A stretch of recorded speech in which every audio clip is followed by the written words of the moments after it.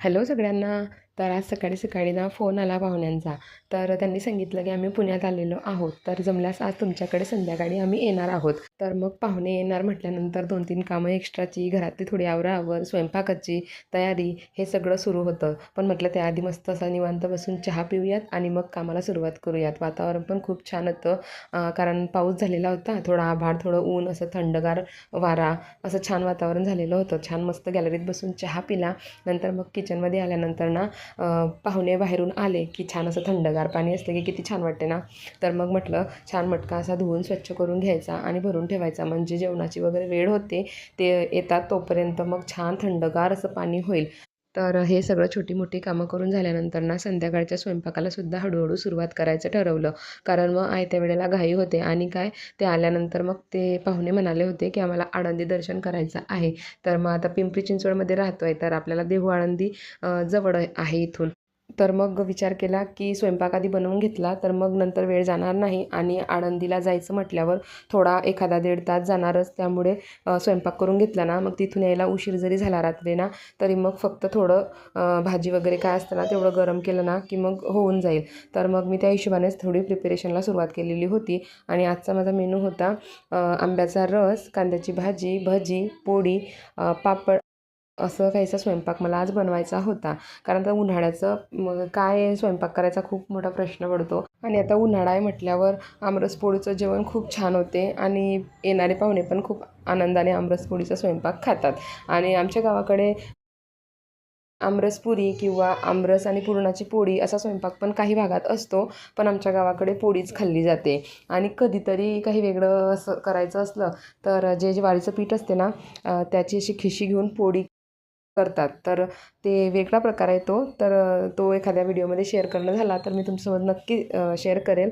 तर ती पोळी पण खूप छान लागते, पण त्याची थोडी प्रोसेस आहे, त्या पद्धतीनं ती करावं लागते. तर ते आता करणं तर काही शक्य नव्हतं मला, मग मी पोळीच करणार होते. तर बघा, आणि आता मस्त अशी कांद्याची भाजी करणार आहे मी. खानदेशी विदर्भातले जर तुम्ही असाल तर तुम्हाला माहितीच असेल की कांद्याची भाजी रसासोबत तर खूप फेमस आहे आमच्या गावाकडं, आणि खूप छान लागते बरं का.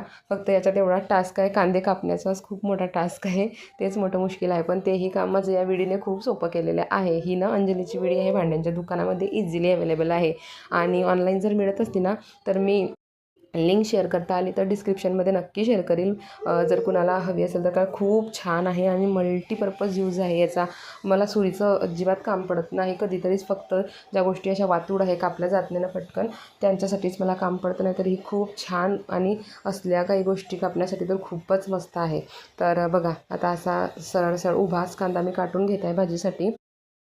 आता अशा पद्धतीने ना मी संपूर्ण कांदे बघा कट करून घेतले आहे, आणि भाजीला जे जे लागणार आहे ना मला, गूळ, चिंच, आलं, लसूण सगळं मी काढून ठेवलं. म्हणजे थोडक्यात भाजीची प्रिपेरेशन मी तयार करून ठेवली. आणि कांद्याची ही जी वाफ आहे ना ती किचनमधून निघते ना, तोपर्यंत म्हटलं चला बाकीचं घर थोडं आवरून घेऊयात. आता ही जी पट्टी आहे ना, हे मुलं आता इथं खायला बसतात, खेळतात, सांडतात, त्यामुळे ना घाण झालेली होती. तर म्हटलं दुसरी पट्टी टाकून घेऊयात छान, म्हणजे थोडं फ्रेश पण वाटते.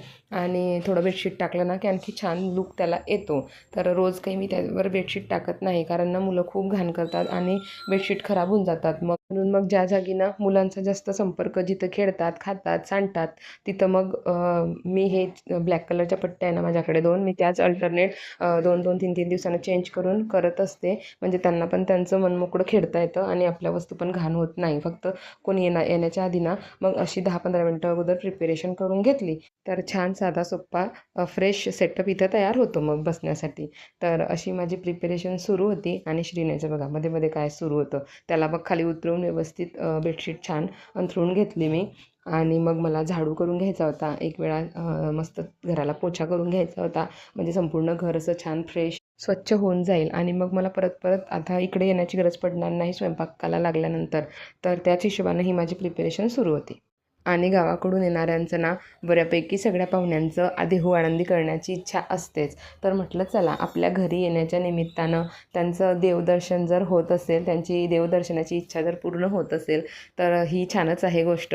तर ज्यांना ज्यांना शक्य होईल वेळ काढून नेणं, त्यांना आम्ही नेतच असतो. पण एखाद्या वेळेसच टायमाच्या अभावी ना ते काही शक्य होत नाही, मग त्यावेळेला काही इलाज नसतो बरं का. तर हे सगळं माझं काम आता झालेलं आहे. आता मी झाडू पोछा वगैरे एक वेळा करून घेते आणि त्यामध्येच माझा बऱ्यापैकी 1 घंटा गेलेला होता. तर आता मी पटकन हे सगळं करून घेतल्यानंतर पटकन किचनमध्ये येऊन मी स्वयंपाकाला सुरुवात केलेली होती.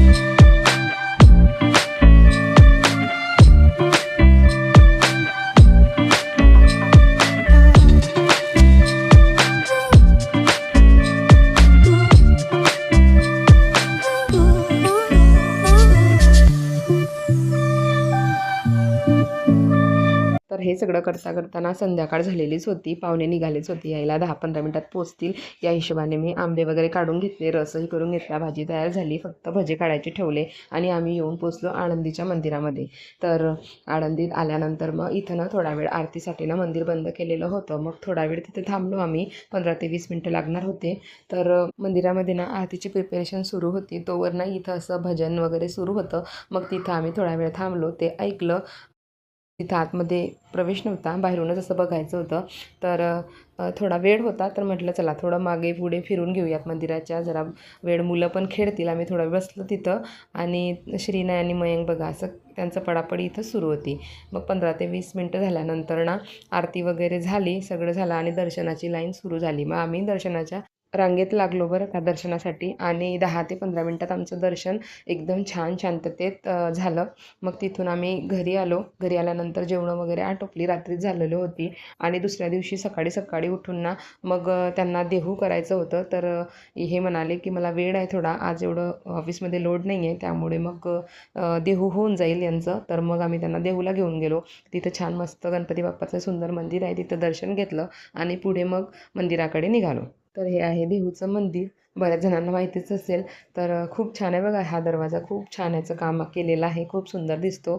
तर इतकी शांतता होती ना देहूमध्ये, इतकं छान दर्शन झालं आमचं. खूपच शांतता आणि सकाळचं अगदी प्रसन्न वातावरण होतं.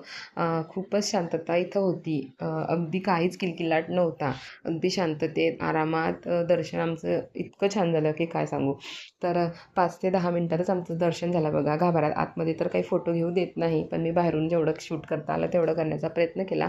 नंतर इथं राम मंदिर होतं शेजारीच, तिथं राम मंदिराच्या इथं दर्शन घेतलं. मग बाहेर पडलो तिथून बाहेर पडल्यानंतर प्रदक्षिणा मारली. महादेवाचं मंदिर आहे तिथं दर्शन घेतलं आणि नंतर मग इथं हे नवीन तुकाराम महाराजांचं मंदिर त्यांनी केलेलं आहे ना, तिथं खूपच छान त्यांनी डिझाईन त्या मंदिरावर केलेली आहे आणि ती इतकं छान वाटत होतं ना बघायला, खूप छान दिसत होतं ते मंदिर.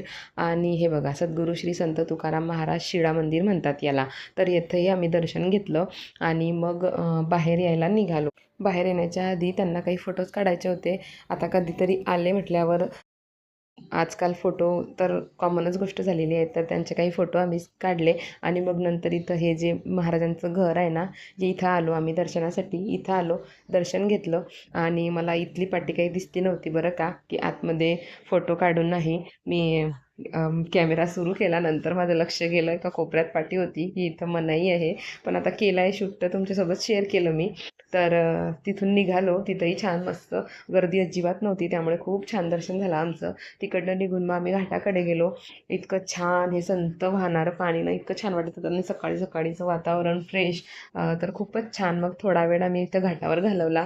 थोडा वेळ जरा पाण्यात पाय घालून थोडं निवांत बसलो आणि मग तिथून निघालो. नंतर मग आम्ही गेलो गाथा मंदिरामध्ये. त्यांनी गाथा मंदिरही बघितलं नव्हतं, मग त्यांना तेही दाखवलं आणि तिथं काही जास्त मी शूट केलं नाही बरं का.